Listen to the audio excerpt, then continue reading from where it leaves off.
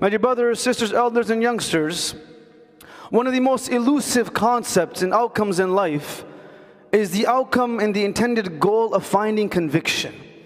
When a person lacks in conviction, they lack in commitment. There is no istiqamah without yaqeen. There is no commitment to any aspect of life, as trivial or as mundane as it may be, without having a form of conviction. People are unable to choose a career path without conviction. They're unable to choose a spouse without conviction.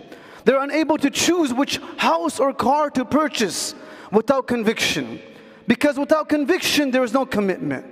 But dear friends, how would it be possible if we recognize that these mundane, trivial commitments in life are difficult to make, become challenging, and even at times become burdensome to make without clarity and conviction? Then I ask you and myself, how would it be possible for a person to make their commitments to Allah, for one to make their commitments to their deen, through their children, through their talent, through their wealth, through their life, without conviction? قُلْ إِنَّ صَلَاتِي وَنُسُكِي وَمَحْيَايِ وَمَمَاتِي لِلَّهِ رَبِّ الْعَالَمِينَ. This concept that is put on a pedestal for believers to recognize and intend to bring into their life and make it a part of their day-to-day life, that my life, my day, my movements, my wealth, everything that I own belongs to Allah, to the extent that even when a person leaves from this world, we say, لِلَّهِ مَا أَعْطَى وَلِلَّهِ مَا أَخَذ. For Allah is what He gives, and for Allah is what He takes. How are the people of Gaza so committed and continue to be committed? Commitment is only a byproduct of conviction. When a person lacks in conviction, they lack in commitment. When a person lacks in their conviction that my salat is what solves my problems, they will lack in their commitment to salat. When a person lacks in their commitment that charity purifies wealth, they will lack in their conviction to commit to it. This is the name of the game. Anywhere where we struggle in life, within the aspects of our deen or outside of it, in aspects of our dunya, it's because there's a lack of conviction. And confusion and a lack of clarity can be paralyzing. That a person it becomes difficult to make the simplest decisions. And when it becomes difficult to make the simplest decisions, we seek clarity from outside, but the reality is that I'm unable to commit because I don't have conviction in that which I'm pursuing. My dear friends, the Sahaba, radiyallahu anhum ajma'een, were people that were struggling with life before Islam came. They struggled to know which decisions to make and how to make their decisions, because the reality of life is there is no possible pathway. There is no possible pathway of conviction without having Allah in our life. إِنَّهُ لَحَقُّ الْمُبِينَ لِيُحِقُّ اللَّهُ الْحَقِّ وَيُبْطِلَ الْبَاطِلِ. Every other facade, every other trend and fad is simply a form of deterring us from recognizing what brings conviction. Beyond the aspect of Allah's presence, which is the ultimate truth, every other attempt is simply a form of deterrence. It's simply a form of taking us away and moving us away from the ultimate truth. Before Islam, these individuals were not seen to be of value. These individuals could hardly survive in their own difficulty and trauma. These are people who would bury their daughters. These are people who would steal from the wealth of orphans. These are people who the Persians and the Romans would say, they're not worth exhausting our resources upon, because they will give us nothing in return. The shift didn't take place because conviction came through wealth. The shift did not take place because conviction came through education, though there are factors to be recognized. Conviction came because Alif Lam Mim, ذَلِكَ الْكِتَابِ لَا رَيْبَ فِيهِ. Conviction came because Allah gave them Quran. Conviction came because Allah gave them the life of the Prophet sallallahu alaihi wasallam, which meant that whatever he taught us to do, I have yaqeen that there is goodness in this for me. Children search for conviction through their senses. Adults search for conviction through their logic. As we grow, knowledge is what provides conviction. When individuals begin their journey to Allah, they will ask for, can I see the truth? Can I see Allah, as the people of Bani Israel said? They will say, can I see it? I want to see Jannah so I can sacrifice for it. If the prerequisite of conviction was sight, there would be no one sitting here that has yaqeen. The condition for yaqeen was never seeing it. The condition for yaqeen was having belief simply by receiving the knowledge that Allah gave us. Therefore, wahi was empowering. It was powerful because it gave yaqeen. The Prophet ﷺ came to a man by the name of Haritha, and he said, كيف أصبحت يا حارثة? He said, well, Haritha, how'd you wake up today? How was your morning? All of us today are sitting here, we all woke up today. May Allah give us all long, healthy lives and our families and children. But when we wake up in the morning, that's the Prophet ﷺ is asking after fajr prayer, كيف أصبحت يا حارثة? How did you wake up today? And Haritha understood that the Prophet wasn't asking him about his physical being or asking him about something else that is important, but at this point is tertiary. كيف أصبحت يا حارثة? How did you wake up in regards to the most important aspect of your life? He recognized it. He said, أصبحت بالله مؤمنا حقا. He said, Ya Rasulullah, what a bold answer. He said, Ya Rasulullah, I woke up as a true believer. I have complete yaqeen in Allah. I have complete belief in Allah. That my iman is strong. I know who I am. رضيت بالله ربا. The morning affirmations teach us not to be confused about life. And in this country, all across the world, confusion has become the natural response of every decision, of every question. They've made us doubt the purpose of life, which is the clearest answer. وَمَنْ أَرَادَ الْآخِرَةَ وَسَعَى لَهَا سَعْيَهَا. The clearest answer is that the pursuit of life is Allah's ridha. The pursuit of life is the pleasure of Allah, whether it is in moments of ease or discomfort, whether we can see the effect or we can't see the effect. Ita'ah, obedience. Obedience creates conviction. When a person commits to obedience, they find yaqeen. وَاعْبُدَ رَبَّكَ حَتَّى يَأْتِيَكَ الْيَقِينَ. There is no yaqeen by philosophy. There is no yaqeen by theory. The Sahaba were not theorizing iman in Mecca.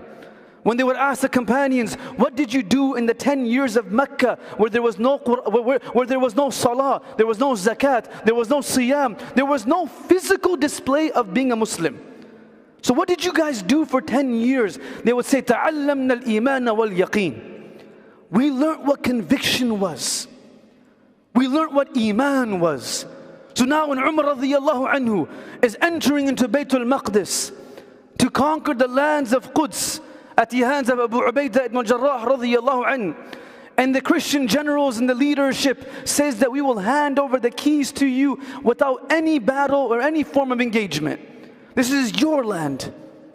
And after Umar radiyallahu anhu reaches the camps of the Muslims, and the next day he is preparing to approach the Christian leadership, and he's dressed in a certain way, the way that he chose to dress. Being poor or being rich in itself is not virtuous.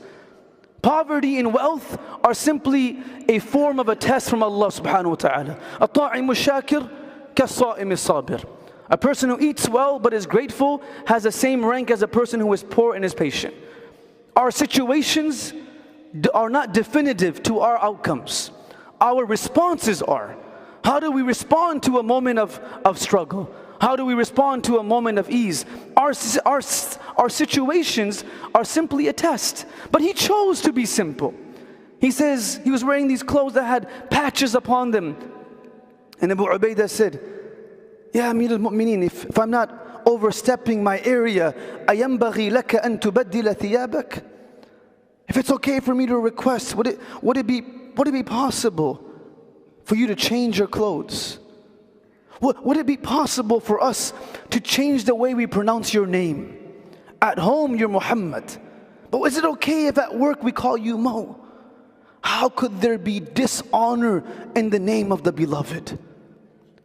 How could there be humiliation in the name of the Sahaba? How could there be a lack of privilege and reverence in the identity of being a Muhammadi sallallahu alayhi wa sallam?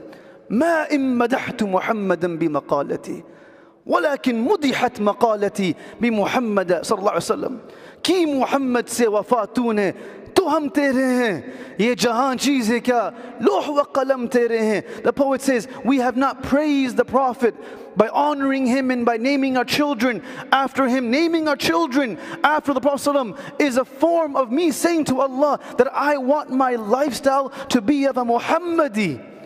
I want my family's life. I have conviction that raising a child with the qualities and the pursuit of the Sahaba's characteristics, there is conviction in there. So there is an intended goal of success. Where there is conviction, there is commitment. Where there is commitment, there is success. وَبِالْآخِرَةِ هُمْ يُوقِنُونَ. Without conviction, there is no commitment. And without commitment, there is frivolousness. There is flippantness. There is no commitment. We just move with the trends and fads of time. So he says, is it okay if you change your clothes? Would it be okay if you pray but you don't pray in front of people?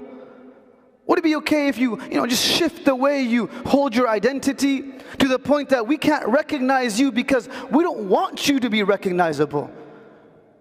Batil and falsehood is so insecure that the slightest presence of the truth makes them feel vulnerable. Like the person lying in that room, the person that is lying and cheating in their exam, though they're getting good grades, they're like يَحْسَبُونَ كُلَّ صَيْحَةٍ عَلَيْهِمْ. They're so vulnerable that the slightest approach of the truth will make them feel weak. How is it so that the whispers of Bilal saying Ahad made the mountains of Mecca shake? Whispers. The man is being persecuted and being belted and he's being tortured, that they say that to hear him say Ahad, we would have to bend down and listen to him. It wasn't a loud protest. It wasn't a presence of Bilal. It was a presence of his yaqeen. Ahad. So soft, yet so powerful. Because decisions in the courts of Allah are not made by being loud. Loudness is not synonymous to being heard. And silence is not synonymous to weakness. We simply speak to Allah. Soft Ahad. But the entire leadership of Mecca is shook by Ahad. Because falsehood is always going to be insecure from the presence of the truth. We don't need to be as loud as them and have the same numbers as them. We simply need to have conviction. Because people who stand on falsehood will never have conviction. How can they? Having conviction in something which is built upon a fallacy is the ultimate failure. And lacking conviction upon the premise of the truth is also a failure. He says, can you change your clothes?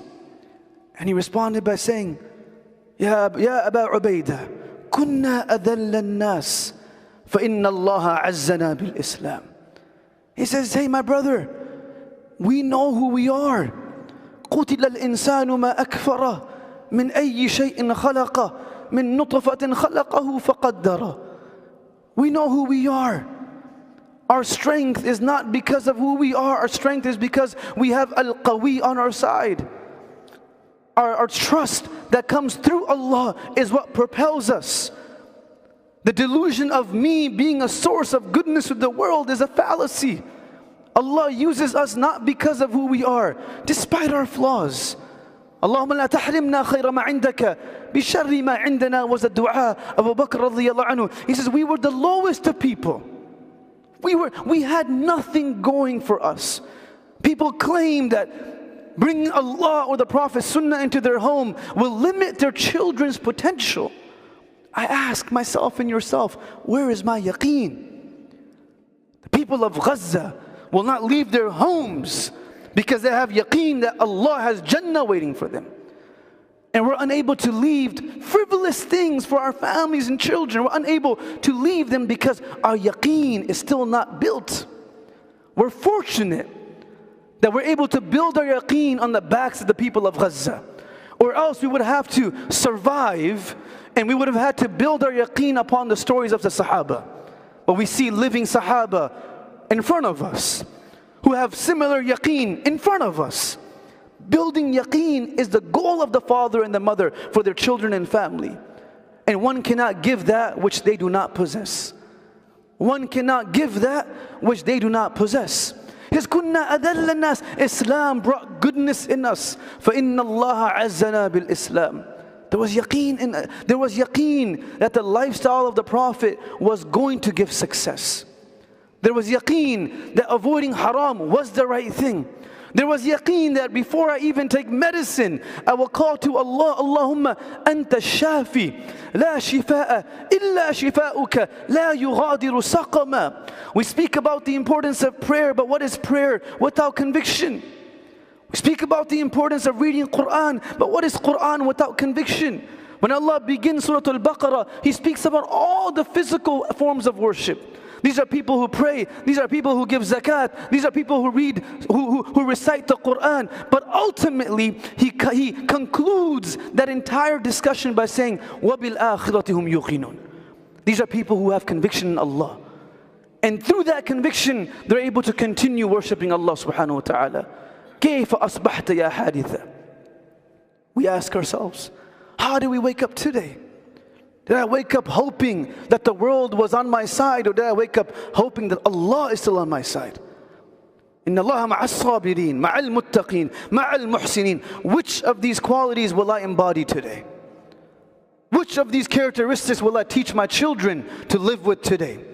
Yaqeen is when a father and a mother, their children miss their prayer in the morning. Yaqeen is to tell them that without your prayer you cannot succeed in school. Yaqeen is telling ourselves that the pleasure of my boss and employer cannot substitute the ridha of Allah. That's yaqeen. Ibrahim alayhi salam recognized that I placed this knife that is sharp on the neck of my child, but I have yaqeen that even in this there is a pleasure of Allah. There is success. There is success because the ita'ah of Allah is there. So he said, I woke up having true belief. The Prophet ﷺ said to him, إِنَّ لِكُلِّ قَوْلٍ حَقِيقَةً فَمَا حَقِيقَةُ قَوْلِكَ. Verily every statement has proof. It has metrics. It's very easy to say that I woke up with conviction. What is some proof that you have? A very heavy question. The Prophet ﷺ is questioning him. He says, Ya Rasulullah, عَزَفْتُ عَنِ الدُّنْيَا وَأَسْهَرْتُ لَيْلِي وأظمأت نهاري وكأني أنظر إلى رب عرش وكأني أنظر إلى عرش رب الرحمن وكأني أنظر إلى الجنة وإلى الناس في الجنة يتزاورون فيها. So, O Prophet of Allah, my entire life is in Allah's obedience. My nights have become similar to the nights of the people who love Allah. My day has become similar to those who believe in Allah. And also, I live my life as if I can see Jannah. I live my life as if I can see Jannah in front of me, and Jahannam hurling behind me. So every decision that I make is with Jannah in front of me and Jahannam behind me. Ali radiallahu anhu used to say, he would say that if today I'm able to see Jannah and Jahannam, it would make no difference. Because my conviction in it is so powerful and it's so cemented that seeing it or not seeing it won't change the reality for me. That I know that it exists. It's in front of me. There was a companion by the name of Umair ibn Hammam radiallahu anhu in the battle of Badr. And the Prophet ﷺ is encouraging the Sahaba to sacrifice in the battle of Badr. And he mentions that in front of us, though there is a battlefield, there is Jannah, عَرْضُهَا السَّمَاوَاتُ وَالْأَرْضِ. There is conviction that there is Jannah ahead of us. We see a grave, but there's conviction that for a believer, beneath, if we were to flip the grave, we would see a garden of Jannah. There's conviction there. And because of that, we commit to Allah.